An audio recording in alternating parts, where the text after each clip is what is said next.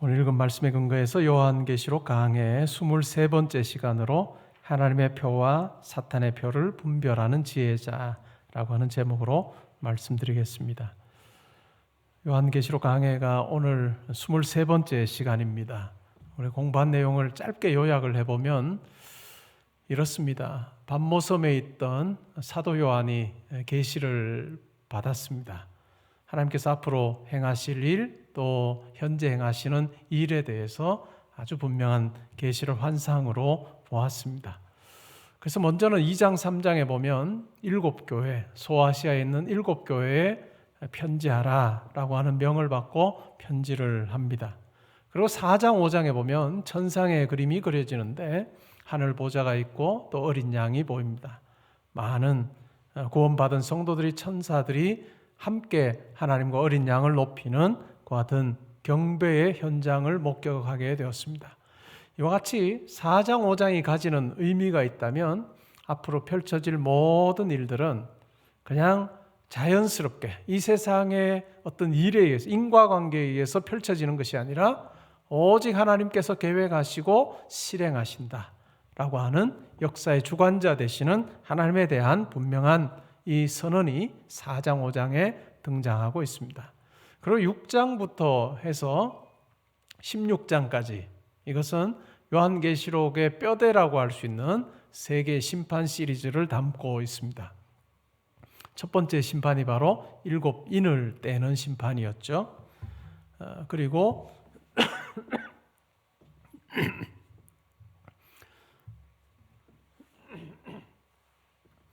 일곱 나팔 심판이 있었습니다.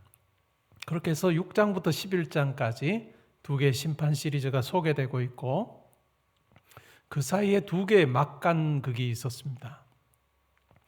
이 막간극을 통해서는 이 땅에 사는 성도들의 모습, 또한 형편, 그리고 어려움 가운데 있지만 하나님께서 보호하시고 지키신다라고 하는 부분에 대해서 아주 분명하게 이야기를 해주고 있습니다. 그리고 16장에 가면 세 번째 심판 시리즈인 7 대접 심판이 등장하죠. 그 사이에 끼어 있는 것이 요한계시록 12장부터 15장까지입니다. 세 번째 막간극이라 할 수 있죠.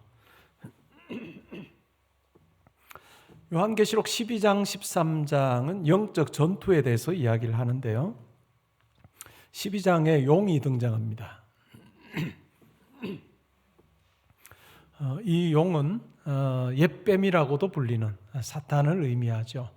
이 용이 여인이 아기를 가진 이 여인을 해하려고 합니다. 이 여인은 바로 교회이죠. 아기를 해하고 여인을 해하려고 하는데 성공하지 못합니다. 그 이유는 바로 하나님께서 이 여인을 보호해 주셨기 때문이다, 이렇게 이야기를 함으로써 사탄이 위협하는 교회, 그러나 결국 하나님께서 보호하심으로 든든할 것에 대한 이야기를 담고 있습니다. 12장 후반부에 가게 되면 천상에서 영적인 전투가 일어나죠. 천사장 미가엘을 중심으로 해서 하나님을 위해 싸우는 군대, 그리고 악한 무리들이 전쟁을 벌이지만 결국 하나님의 군대가 승리합니다. 그래서 결국은 사탄은 하늘에서 자기가 있을 곳을 얻지 못하고 쫓겨나죠. 쫓겨났을 때에 13장이 이제 이 땅에서의 전투에 대해서 이야기를 하는데 12장 17절에서 이 용이라고 불리는 사탄이 가지는 이 성도를 향한 분노가 이렇게 표현되고 있습니다. 용이 여자에게 분노하여 돌아가서 그 여자의 남은 자손, 곧 하나님의 계명을 지키며 예수의 증거를 가진 자들과 더불어 싸우려고 바다 모래 위에 서 있더라.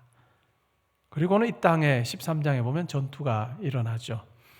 13장에는 두 짐승이 등장합니다. 1절부터 10절에서는 바다에서 올라온 짐승 이야기를 하고, 그 다음에 오늘 우리가 읽었던 내용에서는 땅에서 올라온 짐승 이야기를 합니다. 이 전투에서 특별히 우리가 주목해 볼 것이 있다면 바로 하나님을 대적하는 이 악한 무리들의 어떤 그 등장을 보면 용이 있고, 또 그 다음이 바다에서 올라온 짐승이 있고 땅에서 올라온 짐승, 이렇게 셋입니다. 이 셋의 존재라고 하는 것을 통해서 우리가 알 수 있는 것이 있다면 우리가 성경을 통해서도 잘 아는 것처럼 하나님께서는 삼위로 계십니다. 성부 하나님이 계시고 또 성자 하나님, 예수님이죠. 그리고 성령 하나님, 이렇게 삼위로 계시는데 이 삼위로 계시는 하나님을 모방하는 것, 그것이 바로 이 사탄의 세력이다라고 하는 것을 잘 이야기해 줍니다. 용이 있고 또 적그리스도로 우리가 이해하는 바다에서 올라온 짐승이 있고 또 적그리스도를 돕는 같은 종교 관원과 같은 종교 지도자와 같은 땅에서 올라온 짐승이 있는 이와 같은 셋이 하나가 돼서 하나님을 대적하는 그 같은 모양으로 그려지고 있습니다. 이 13장에서 우리가 주목해 볼 부분이 있다면 이 땅에서의 전투를, 악한 세력의 전투, 물론 인간들을 의미하고 또 인간의 어떤 제도를 의미하는 그러한 부분인데, 이 바다에서 올라온 짐승은 우리가 적그리스도로 보통을 이해합니다. 이 적그리스도는 정치적인 측면에서의 어떤 악화신을 의미를 하죠. 근데 이 적그리스도는 실질적으로 어떤 특정한 개인일 수도 있고 아니면 체제일 수도 있고 이데올로기일 수도 있는, 그래서 하나님이 계셔야 될 그곳에 하나님이 아닌 자기가 존재하게 되는 그것이 바로 적그리스도라고 우리가 이해를 할 수 있습니다. 그것은 어떤 인물일 수도 있고 또 아니면 어떤 체제일 수도 있고 또 어떤 사상일 수도 있는 것이죠. 그리고 오늘 읽었던 본문에 보면 땅에서 올라온 짐승이라고 하는 것은 이와 같은 체제 아니면 이와 같은 인물을 지지하는, 그가 빛날 수 있도록 그에게 포커스가 맞춰질 수 있도록 하는 그와 같은 종교 지도자들을 이야기하는 부분이 바로 오늘 11절에서 18절까지의 내용이라 할 수 있습니다. 요한계시록을 처음 받아 읽었던 1차 독자들의 경우는 어떻게 생각했을까요? 이 바다에서 올라온 짐승 적그리스도를 누구라고 생각했을까요? 아마 로마 제국이라고 생각했을 것입니다. 그리고 특별히 더 특정하자면 기독교 성도들을 탄압하였던 로마의 많은 황제들을 그들은 적그리스도라고 그렇게 생각을 했을 것입니다. 주 1세기 당시의 상황을 생각해 보면 어떨까요? 로마 황제를 신으로 섬겼습니다. 신격화해서 로마의 황제를 주와 하나님이라고 그렇게 불렀습니다. 그리고 그 황제 숭배 사상에 많은 사람들이 동참하도록 하는, 여러 도시에 황제 숭배를 위한 신전을 세웠고 또 황제를 위한 제사를 드렸고 또한 그 일을 관장했던 많은 제사장들이 있었습니다. 그 제사장들이 바로 오늘 우리가 읽었던 본문에 나오는 땅에서 올라온 짐승으로 1차 독자들은 이해를 했던 것 같습니다. 그러니까 하나님을 대적하는 이 땅의 인물, 제도, 또 그것을 돕는 많은 조력자들을 그들은 그렇게 생각을 했다는 것이죠.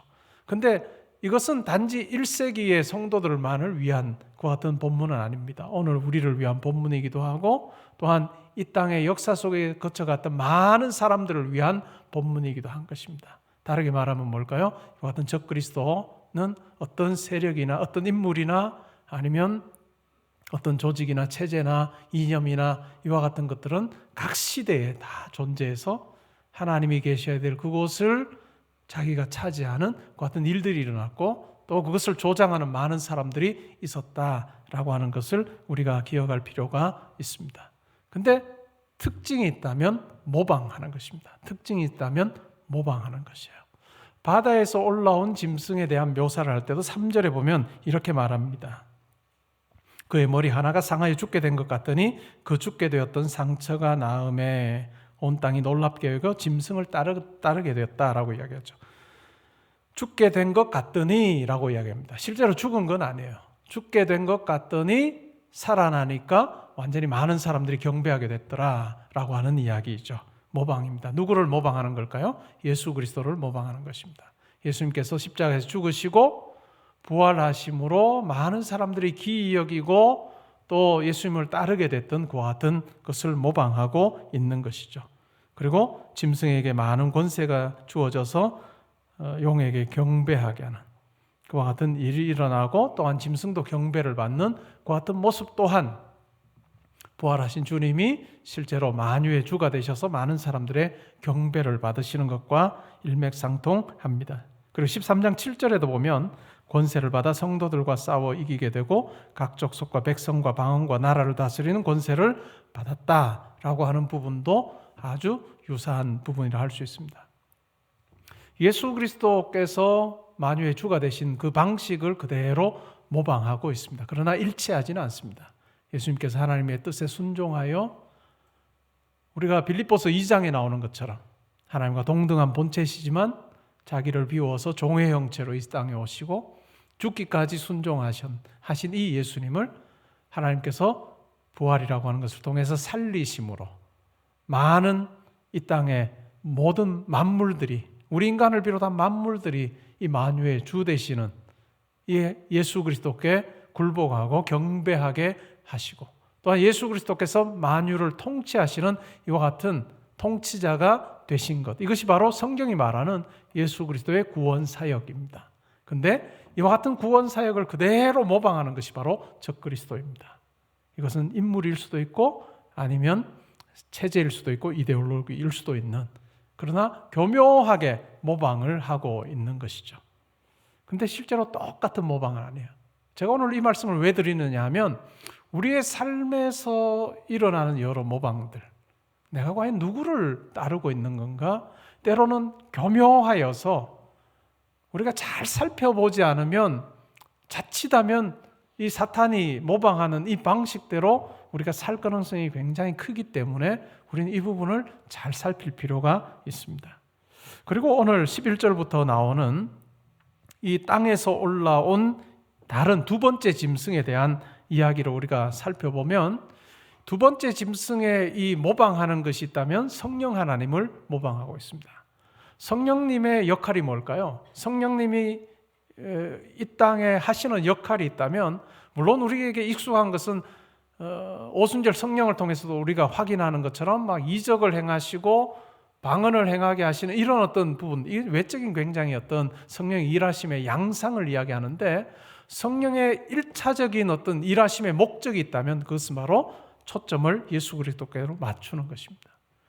사람들에게 성령의 역사하심으로 예수가 바로 그리스도이심을 알게 하는 것, 그것이 바로 성령의 1차적인 일하심의 목적이죠. 그러니까 항상 성령은 예수 그리스도께 초점을 맞춥니다. 예수 그리스도께 초점을 맞추어서 예수 그리스도를 알게 하시고 예수 그리스도를 경배하게 하시고 마침내 예수 그리스도의 백성들을 예수께서 통치하게 하시는 그와 같은 일이 바로 성령의 역사하심인데, 이 두 번째 짐승이 하는 것을 보면 이 성령의 이와 같은 사역을 그대로 모방하고 있습니다. 한번 훑어보면 좋을 것 같은데요. 11절에 보시면 내가 보매 또 다른 짐승이 땅에서 올라오니 어린 양같이 두 뿔이 있고 용처럼 말을 하더라. 예수 그리스도를 어린 양으로 묘사합니다. 요한계시록에는. 근데 7뿔을 가지고 있다 이렇게 묘사를 하는데, 예수 그리스도를 닮은 듯하나 그러나 용처럼 말을 한다. 용은 어떤 존재일까요? 사탄입니다. 옛뱀이라고도 이야기하는, 우리가 창세기 3장에서 보면 어떨까요? 2장 3장에서 보면 아담과 하와를 속입니다. 달콤한 말로 속이나 결국 하나님으로부터 멀어지게 하는 그와 같은 일을 한 존재가 바로 이 용이라 할 수 있는데, 어린 양처럼 보이지만 그러나 결국은 옛뱀, 용처럼 사람들을 속이고 또한 기만하는 그와 같은 일을 행할 것에 대해서 이야기를 하고 있습니다. 12절에 보시면요, 그가 먼저 나온 짐승에, 이 먼저 나온 짐승이라고 하는 것은 바다에서 올라온 짐승이죠. 적그리스도를 이야기를 합니다. 짐승의 모든 권세를 그 앞에서 행하고 땅과 땅에 사는 자들을, 이 땅과 땅에 사는 자들은 누구를 의미할까요? 예수를 믿지 않는 자들을 이야기합니다. 생명책에 이름이 기록되지 않은 자들을 이야기하고, 또 요한계시록의 표현을 빌어서 우리가 생각을 해보면 예수 그리스도의 성령의 인치심을 받지 못한 자를 의미합니다. 우리가 흔히 하는 말로 불신자를 의미하는 거죠. 그래서 불신자, 땅과 땅에 사는 자들을 처음 짐승에게 경배하게 합니다. 그러니까 성령께서 성도들에게 역사, 사람들 가운데 역사에서 예수 그리스도를 경배하게 하는 그와 같은 역할을 하셨는데, 이 두 번째 짐승이 하는 것이 있다면 땅과 땅에 사는 자들을 처음 짐승이 적그리스도에게 경배하게 하는 그와 같은 역할을 합니다. 그러니까 성령을 모방하고 있는 것이죠. 그래서 첫 번째 짐승에 대해서 이야기할 때도 뭐라고 이야기하나요? 죽게 되었던 상처가 나은 자. 실제로 완전히 죽지는 않았지만 마치 죽은 자처럼 그렇게 되어서 예수를 모방하는 것처럼, 예수께서 구원하시는 그 방식 가운데 만유의 주가 되시는 그 방식을 그대로 모방을 하고 있으나 실제로는 똑같지 않은, 사람들을 현혹하고 있는 그와 같은 적그리스도의 그 같은 모습에 대해서 이야기를 합니다.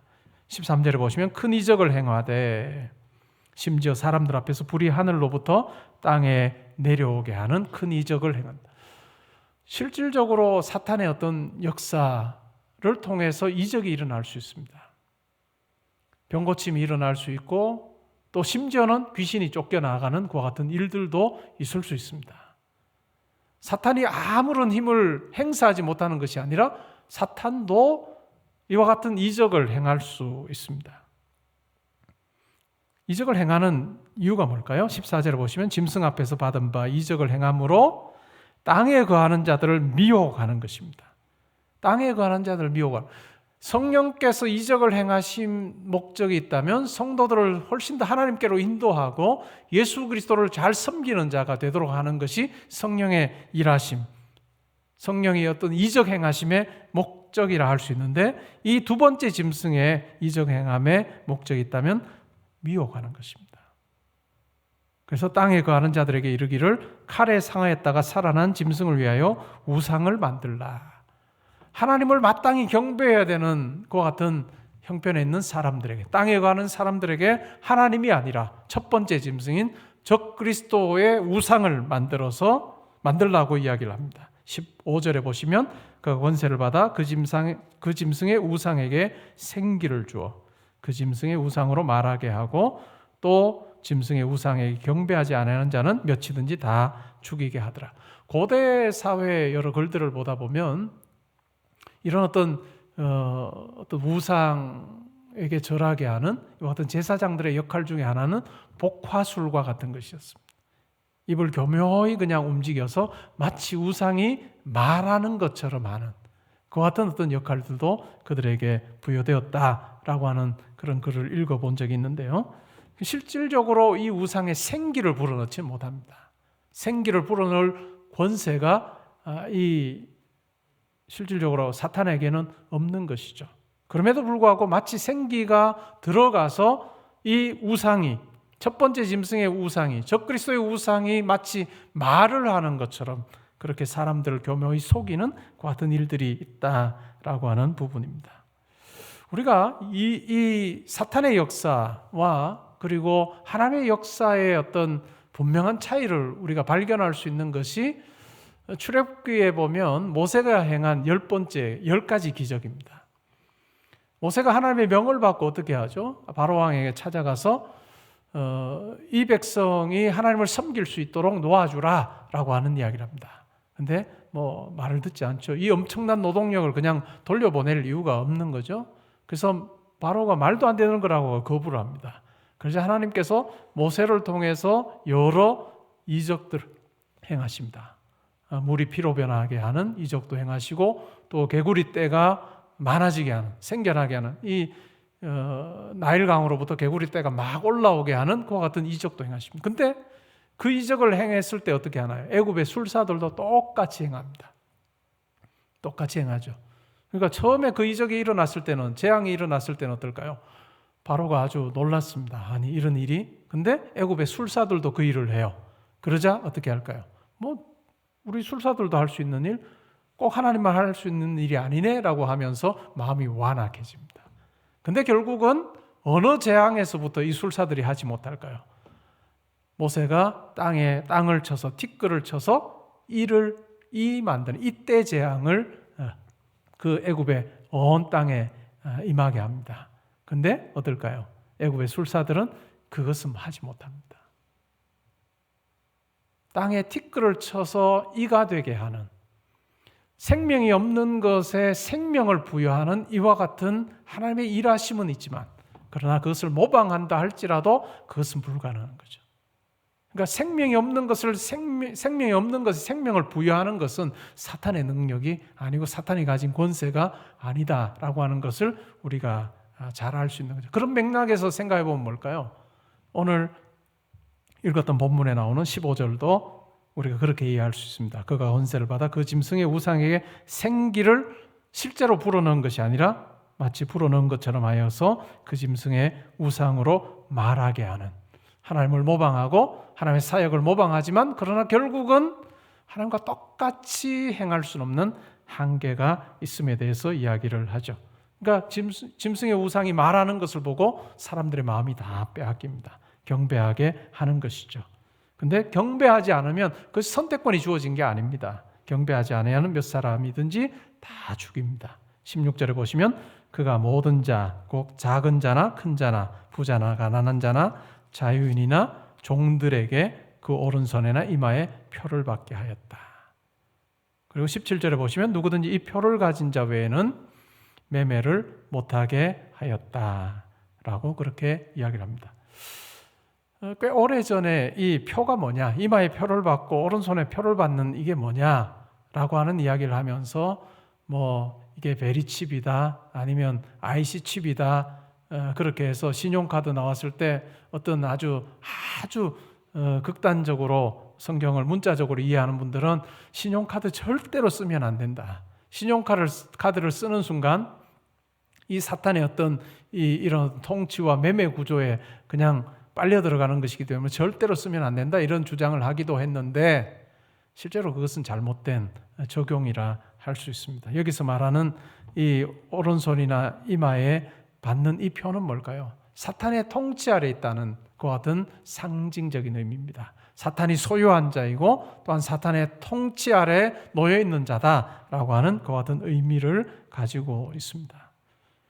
굉장한 이 표를 받지 않으면 어떨까요? 사탄에게 속한 자가 되지 않으면 굉장한 불이익이 주어집니다. 매매를 못하게 하는 거죠. 경제활동으로부터 배제되는 그와 같은 일이 일어납니다.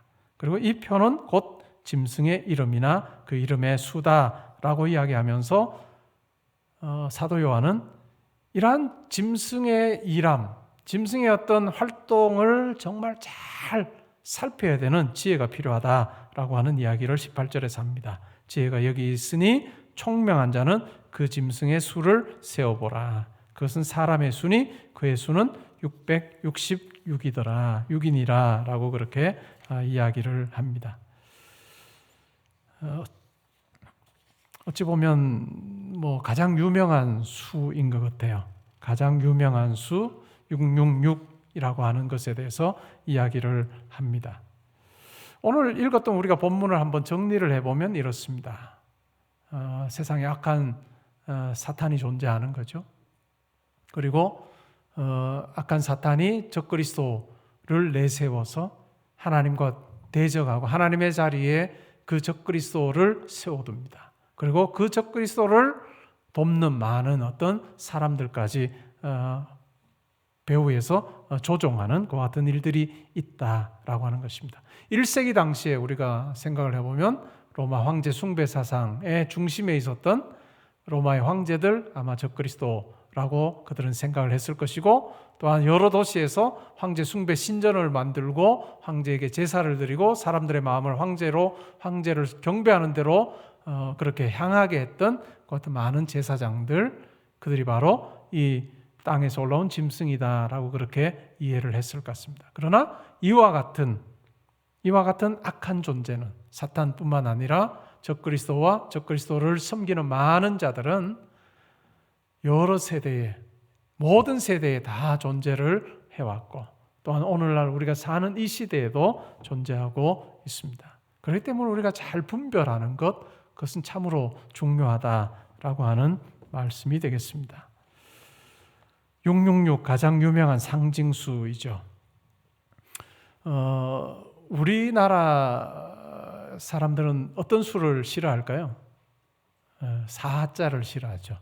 그래서 죽을 사라고 생각을 해서 4자, 엘리베이터에도 4층 4 대신에 F 이렇게 적어놓은 그런 경우들도 꽤 있습니다. 우리는 4를 굉장히 싫어하는데 서구 사회에서는 666을 정말 싫어합니다. 왜냐하면 서구 사회 자체가 꽤 오래전부터 기독교적인 어떤 전통 위에서, 기독교적인 정신 위에서 사회가 세워졌고 또 뭐 이렇게 유지가 되어 왔기 때문에 성경에서 말하는 이 666에 대한 공포증이 굉장히 심합니다. 그래서 그들에게는 굉장히 피해야 될 수이죠. 만약에 어떤 사람이 차를 사고 차 번호판을 받았는데 그 번호판에 666이 있으면 어떨까요? 즐거울까요? 굉장히 싫을 거예요. 아마 바꿔달라 해도 바꿔줄 겁니다. 만약에 자기가 사용하는 전화번호에 666이 들어가 있으면 어떨까요? 너무너무 싫어하겠죠. 그리고 그 전화 번호를 가진 사람에게 사람들이 전화를 잘 안 걸려고 할 거예요. 마트에 가서 물건을 사려고 하는데 그 물건 값이 만약에 6.66달러면 어떨까요? 아마 그 어지간해서는 그 물건 안 살 겁니다. 그런 마음을 잘 알아서 아마 마트에 6.66달러라고 적어두지 않을 거고 매니저가 알아서 6.65달러나 6.67달러로 아마 바꿔서 판매를 할 겁니다. 그 정도로 이 666에 대한 공포증이 서구 사회에는 매우 크고, 또한 예수를 믿는 성도들에게 이 666이라고 하는 이 수는 굉장히 공포를 조장하는 그런 수라고 할 수 있습니다. 이 666이 그럼 과연 뭐냐? 사람의 수이기도 하고 짐승의 수이기도 한 이 666이 뭐냐라고 하는 이 논의들, 그리고 해석들이 참 오래전부터 정말 많은 해석들이 있었습니다. 대표적으로 보면 어떤 특정한 개인을 특정한 인물이라고 생각하는 그와 같은 시도들이 있었고요. 특별히 특정한 인물이라고 생각하는 것은 어떤 해석법과 연관이 됐느냐 하면 게마트리아라고 하는 해석법이 있습니다. 이 게마트리아라고 하는 것이 뭐냐면 헬라어나 히브리어나 라틴어 철자가 있어요. 우리로 치면 기역, 니은, 디귿 이런 경우죠. 영어로 치면 A, B, C, D 이런 식으로 헬라어로 알파, 베타, 감마 이런 식으로 철자가 있는데 철자마다 고유한 수를 가지고 있습니다. 근데 어떤 사람의 이름에 몇 개의 철자가 사용되는데 그 철자마다 고유한 수가 있기 때문에 이 사람의 이름이 계산을 해보면 이 사람의 이름이 바로 545다. 아니면 이 사람의 이름은 666이다. 이렇게 계산을 해낼 수 있는 것이 게마트리아이죠. 그래서 이 게마트리아라고 하는 것을 통해서 이 666이 누구를 의미하느냐라고 했을 때 꽤 많은 사람들이 지목을 했던 인물이 있었는데 그가 바로 네로 황제였습니다. 가이사, 네로 가이사. 이 가이사 네로라고 하는 이 표현을 히브리어로 바꿨을 때 히브리어 철자가 가지는 음가를 다 더해 보니까 666이더라. 그렇게 해서 이 666은 바로 네로 황제를 이야기하는 거다. 이렇게 주장하는 학자들이 꽤 있었습니다. 네로 황제 이미 요한계시록이 쓰일 때는 다 이미 죽었던 사람인데 그게 가능하냐라고 하는 이야기를 하는 사람이 있는데 실질적으로 1세기 후반에 성도들이 굉장히 두려워했던 그 어떤 사상이 있었는데 그것이 바로 네로의 환생설이었습니다. 죽었던 네로가 다시 살아와서 이제 힘을 가지고 로마를 다시 정복할 것이고, 그리고 네로 황제가 왕으로 다스리면서 이 기독교인을 엄청나게 박해했는데 그 네로가 다시 돌아와서 박해할 거다라고 하는 네로 환생설이 1세기 후반에 굉장히 기독교인들 사이에 또 소아시아 지역에 꽤 널리 퍼져 있었습니다. 그러니까 이 네로 666은 바로 네로 황제다라고 하는 이야기를 하기도 했고요.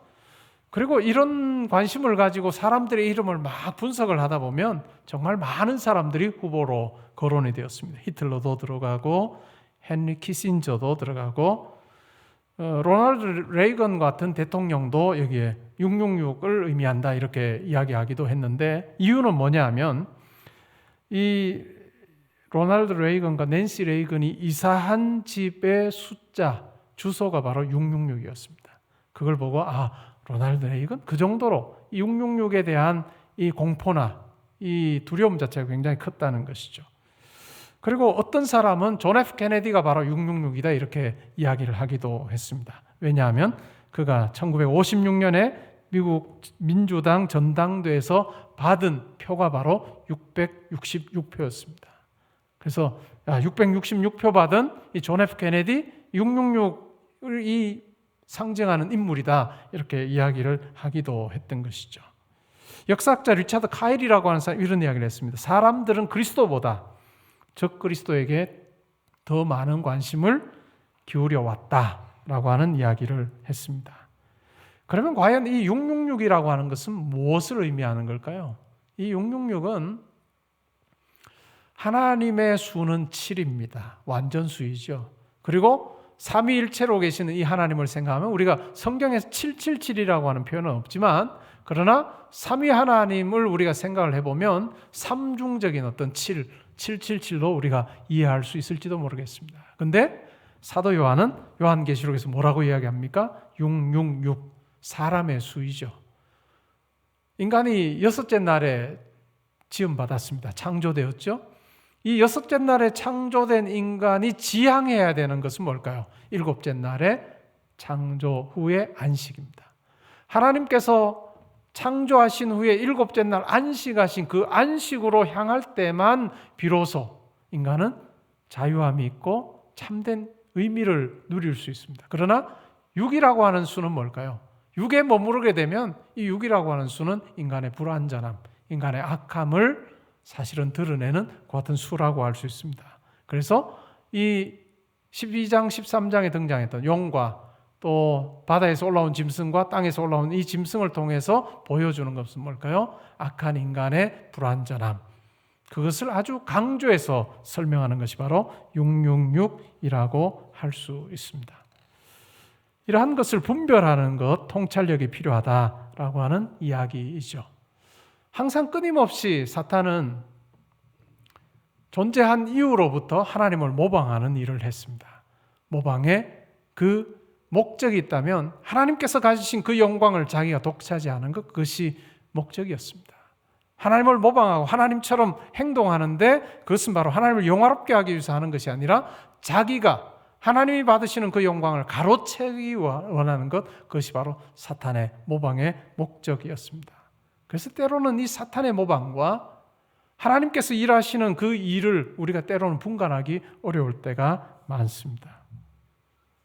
모세의 그와 같은 이적 행함, 그것을 애굽의 술사들이 모방하여서 했던 것처럼, 물론 분명한 한계는 있었지만, 그리고 여로보암이 왕이 됐을 때, 북왕국의 왕이 되었을 때, 이스라엘의 왕이 되었을 때 그는 예루살렘에 있는 그와 같은 성전을 모방하여서 북왕국의 성전을 짓고, 또한 이제까지 정통성 있는 그와 같은 제사장이 아니지만 그 성전을 섬길 제사장을 세우고, 또한 이제까지 하나님께서 주신 그와 같은 절기와는 또 다른 절기를 만드는 모방이 있었던 것처럼 끊임없이 사탄은 하나님의 것을 모방하되 왜곡하고 과장하고 가장하는 그와 같은 방식으로 모방을 합니다. 예수님께서 제자들에게 마가복음 8장에 보면 내가 이제 예루살렘에 가서 많은 권세자들에게 붙잡혀서 내가 고난을 당하고 죽게 될 거다 이렇게 말씀하셨죠. 최초로 가이사랴 빌립보에서 말씀하셨을 때 베드로가 막았습니다. 절대로 그런 일은 일어나서는 안 된다라고 막았을 때 베드로 너가 나를 위하는구나 이렇게 예수님께서 말씀하지 않았습니다. 뭐라고 말씀하셨나요? 사탄아 내 뒤로 물러가라. 베드로를 통해서 사탄이 역사하고 있다라고 하는 것을 아주 분명히 예수님께서는 아셨습니다. 사탄은 끊임없이 예수님에게 어떤 식으로 유혹하고 또한 속이려고 했는가 하면 예수님께서 공생애를 시작하실 때 받으셨던 심판, 그 유혹, 시험을 우리가 생각해 보면 어떤가요? 돌로 떡을 만들어라. 성전 꼭대기에서 뛰어내려라. 네가 얼마나 큰 힘이 있는가를 사람들에게 다 보여줘라. 천사들이 너의 발이 땅에 부딪히지 않도록 사뿐히 너를 안아주지 않겠느냐? 네가 그 정도 권세 있다는 거 다 보여줘라. 그리고 높은 데 데려가서 나에게 절 한 번만 하면 네가 보는 이 온 천하를 다 너에게 주겠다라고 하는 그와 같은 시험을 합니다. 이와 같은 시험의 핵심은 뭘까요? 그와 같은 권세를 예수 그리스도께서 가지실 것이라는 것을 사탄은 압니다. 근데 하나님께서 정해놓으신 그와 같은 십자가에 죽으시고 고난당하시고 부활하심을 통해서 그와 같은 권세를 얻으시는 그와 같은 방식이 아니라 나에게 절 한 번 함으로 나에게 절 한번 함으로 그 모든 통치권을 가지라라고 하는 그와 같은 유혹을 하고 있는 거죠. 다르게 말하면 하나님의 방식이 아니라 내 방식을 따라서 네가 통치권을 가지라, 만물을 소유하게 되라 라고 하는 그와 같은 유혹을 했습니다. 그것과 똑같이 베드로도 어떻게 합니까? 예수님, 고난의 자리에 계셔서는 안 됩니다. 내가 믿고 따랐던 그리스도는 그와 같은 그리스도가 아닙니다 라고 사탄처럼 이야기할 때 예수님께서는 사탄아 내 뒤로 물러가라 라고 하는 말씀을 하셨던 것을 우리가 기억할 필요가 있습니다. 우리가 사는 세상에 많은 일들이 일어납니다. 근데 그 일들을 보면서 과연 이것이 사탄이 하나님을 모방해서 물론 미혹하여 자기의 소유권으로 만들기 위한 그와 같은 모방의 역사인지 아니면 진정한 예수 그리스도의 역사인지 우리는 구별할 줄 아는 지혜자가 되어야 할 것입니다. 때로는 우리에게 편한 길을 요구합니다. 세상은 우리에게 편한 길을 요구합니다. 뭘 그렇게 어렵게 살아? 뭘 그렇게 하나님을 위해서, 예수를 위해서 희생하며 살아? 아니야. 네가 예수 믿으면서 기도라고 하는 그것을 통해서 정말 하나님께서 너에게 주실 복만 누리면 돼 라고 하는 달콤한 그와 같은 속삭임을 우리에게 할 때가 많습니다. 하나님께서 우리에게 기도의 권능을 허락해 주셨습니다. 그러나 그 기도의 권능을 행사하는 목적이 우리가 하나님께 기도함이 내가 기도를 통해서 정말 내가 영광받기를 원합니다 라고 하는 것이 된다면 우리도 모르게 이 사탄의 모방의 패턴에 우리가 속아 넘어가는 것이 아닐까 하는 생각을 해볼 필요가 있습니다. 신앙생활하면서 때로는 기복신앙이, 때로는 현세주의가, 우리가 사모하며 나아가야 될 하나님 나라는 영원한 그 하늘 도성은 사라지고 내가 신앙생활하면서 예배의 자리에 있고 또한 헌신하는 그 이유가 이 세상에서 더 잘 먹고 잘 살기 위함이라고 하는 현세주의가 우리를 사로잡아 버린다면 우리가 이 사탄의 모방에 속은 자로 살고 있지 않은가 우리가 한번 점검해 보아야 할 것입니다. 구약 성경에 보면요, 하나님을 믿지 않았던 이스라엘 외의 다른 민족들이 보면 이스라엘 백성들이 믿는 이 야훼, 여호와를 산의 신이라고 생각했습니다. 왜냐하면 출애굽기 19장에 보면 이스라엘 백성을 하나님께서 만나신 곳이 바로 신의 산이죠.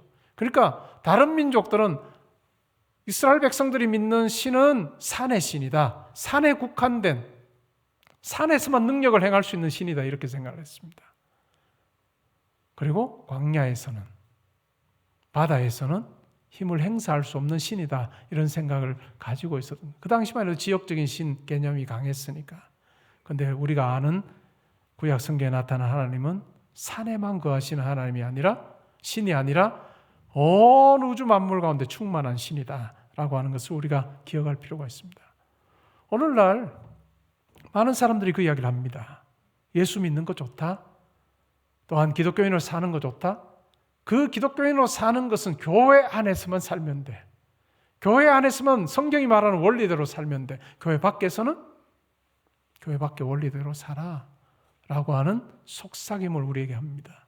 우리가 하는 일터에서, 학교에서, 직장에서, 우리가 하는 그곳에서 하나님께서는 우리 가운데 함께하지 못하실 것처럼 우리로 하여금 그렇게 생각하며 살게 합니다.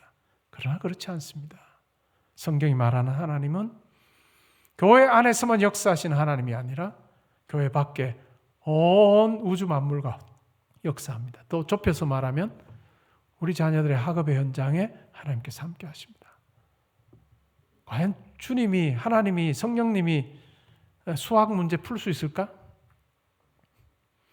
우리가 열심히 내서 푸는 거야 이 생각이 아니라 공부하는 우리 자녀들에게 너희 기도하면서 하자. 성령께서 지혜 주시면 너의 공부 가운데 함께 하신다라고 하는 것을 우리가 심어주고 일러주고 우리가 기도하는 그것이 중요합니다. 직장에서도 실험할 때도 마찬가지입니다. 논문 쓸 때도 마찬가지고 또한 환자들을 돌볼 때도 마찬가지. 이것은 내가 가진 것 가지고 하는 것이 아니라 하나님께 기도하면서 하나님께서 일 가운데 함께 하시기를 내가 고백하면서 믿으면서 신뢰하면서 감당해야 되는 것이다 라고 하는 거 우리가 기억할 필요가 있습니다.